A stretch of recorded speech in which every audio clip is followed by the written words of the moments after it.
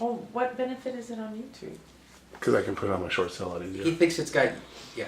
You can take out pieces you want. We'll just put it all up on Podomatic where people. Like this is recorded. I like this right now. This is nice. So we could argue about YouTube or Podomatic. He's got editing to do now. All right, so No. those are the three basics. Now, with the three basics in mind, what is it that you'll get? We're a mitigation company. So what is it that you'll get from an agent? One, incompetency. Because there are three major issues with short sales right now. Number one is the bank. Number two is the agent who got the file. And number three is the homeowner. So let's address them in order. Number one, the bank won. The banks have won. And anybody who thinks differently is just flat out insane. Because of their lobbying and their positioning, they have been able to control the DREs and the NARs and the CDPEs. Ooh, did I say their name out loud? I wouldn't want to cease and desist again. We had. Again. Have you had one before?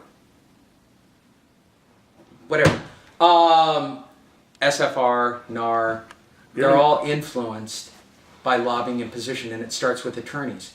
I love it when agents tell me, you know what, I'm a part of this designation program because they bring in bank people. You got a dog, right? Is your dog a big... She doesn't like you. Is she a big overeater? No, but she doesn't like you. I already heard. Yeah, it happens. I walked in and she licked me. No, but I had that effect follow on me on girls. this. I had a dog who was a big overeater. Ours is... Would I ask a dog who's an overeater exactly how it wants to be fed? No. Then why would we ask a bank what they want in their file? They want to be overfed. That's right. Simple, right? I'm a rocket scientist. Hey, you have no idea how far you are above all of you watching this video. No, I need to submit 150 pages or I'm going to jail. That's exactly what agents think. Again, back to the fiduciary responsibility. So where does it start? Starts up at the top because they can lobby, they can push, they get at the attorneys, they filter it down. Fortunately, with our partnership with Short Sale Genius, theshortsalegenius.com, we've never gone that route. They've already got the bank guy. And I walked out going, you guys submit way too much. In fact, we've heard from top executives at Wells, Chase, and B of A, when we've spoken to them, they're like, people submit way too much. But what does the 4-letter designation teach, or the 3-letter designation, or even your in-house? You need to submit 100 pages. You need to submit the entire tax return, and you need to tell them everything. At its core, a short sale is a stated deal. It is the unloaning of money. No more, no less. The less you tell the bank, the easier your process will be. In fact, a no-doc short sale, which can be done, is actually the easiest short sale you will ever work on, remarkably, because the bank has nothing to work on.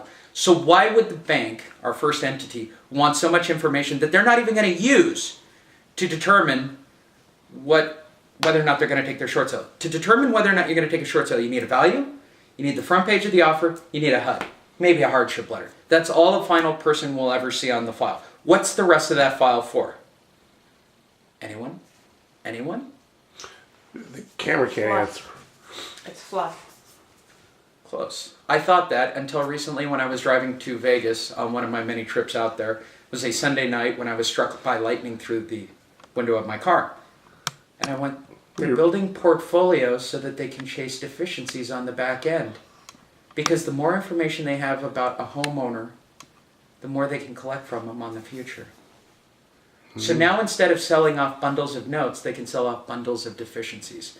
And sadly, I made 3 phone calls. And by the third one, I had somebody go, yeah, FDIC's already tried it. Wow.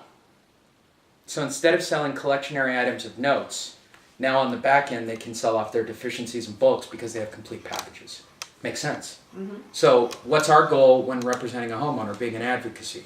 It's to protect them from the deficiency, and to get them out from underneath their situation. Which means ultimately you have to protect them from their real estate agent as well, most of the time.